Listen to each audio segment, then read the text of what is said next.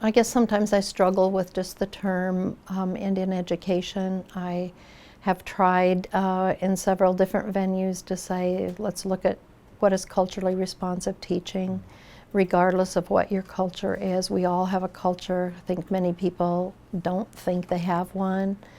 And to help our students at the university understand that and what is culturally responsive teaching, what are the tenets that go with that, how do we be inclusive instead of exclusive.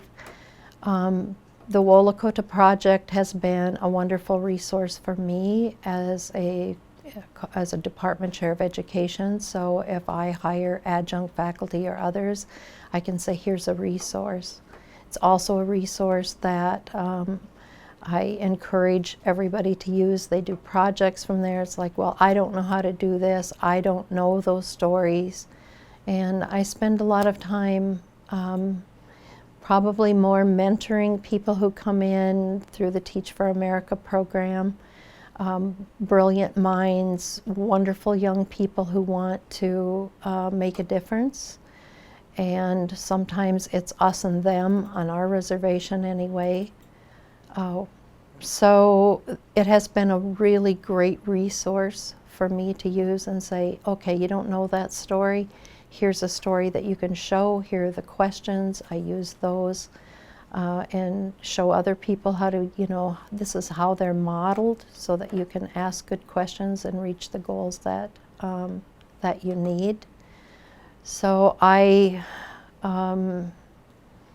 in higher ed, I find it a wonderful resource. Try to support in ways that I can the growth of that.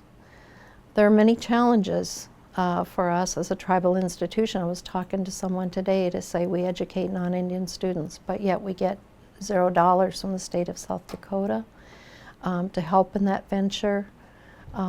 We have some of the highest dropout rates on the reservation. We have a lot of people who point to the problems.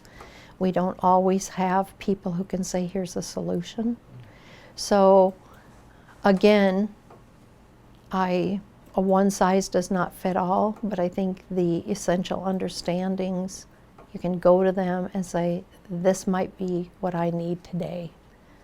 I also try to follow the idea of how we model education in the world of teacher ed will be the way that we model, that our teachers will go out and model for others.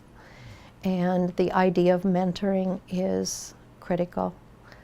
One of the things I tell new teachers, whether they're going out doing their student teaching, they're new their first year, they're not from here, wherever that might be, and they're in a school, is find a mentor.